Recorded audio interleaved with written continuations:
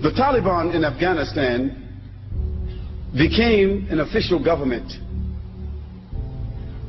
after the defeat of the Russians. And at that time, Afghanistan was the major theater, corridor in the world for drugs.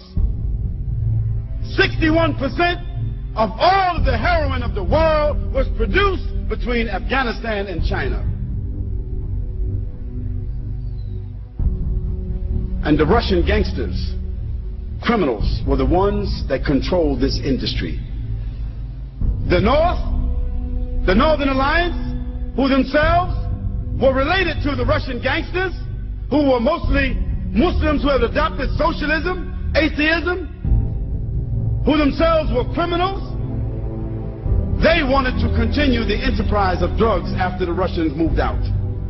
They wanted to continue the industry of prostitution, gambling, all of this here. And the Muslims said, no, we won't continue that. We want to establish Islam. One of the groups that were insisting upon the Quran and the Sunnah were called the students. In the Arabic language, the students is Talib or Taliban. On one occasion, those atheists, socialists, communist Afghanis, those criminal Afghanis, they entered some villages and they raped the women. And those students, they sought to get a fatwa from their shuyukh. What should we do about these Muslims who did this act? Those scholars said they should be punished. They are criminals, and the hukum is to find them and kill them as criminals.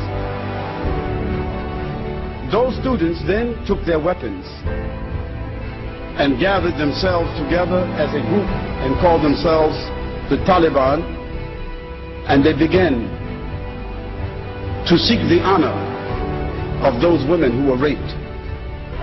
And they went from village to village, town to town, until in a 2-year period of time, they conquered all of Afghanistan. 2 years. They conquered all of Afghanistan. They were not sophisticated in their knowledge. They did not have universities. They did not have institutions.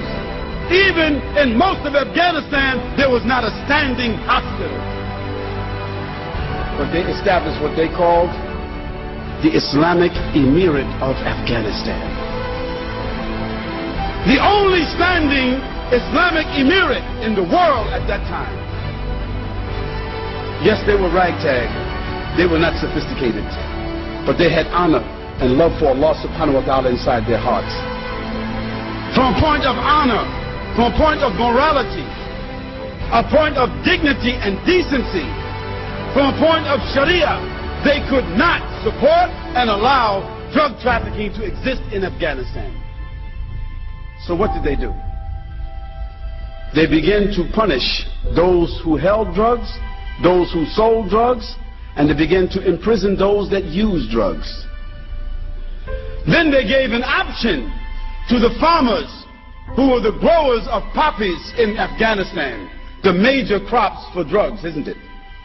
They told them, we will give you the land where you are growing the poppies. You take the land, but you must grow another crop. You must grow a different crop. But if you don't grow another crop, then we will bury you on that land. A year and a half, the drug trafficking and the growing of drugs and the manufacturing of drugs in Afghanistan was 3%.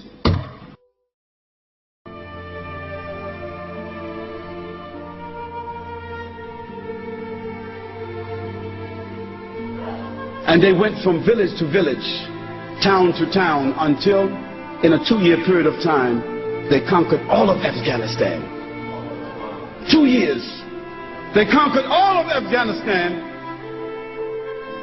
but they established what they called the Islamic Emirate of Afghanistan. The only standing Islamic Emirate in the world at that time. Yes, they were ragtag. they were not sophisticated, but they had honor and love for Allah subhanahu wa ta'ala inside their hearts.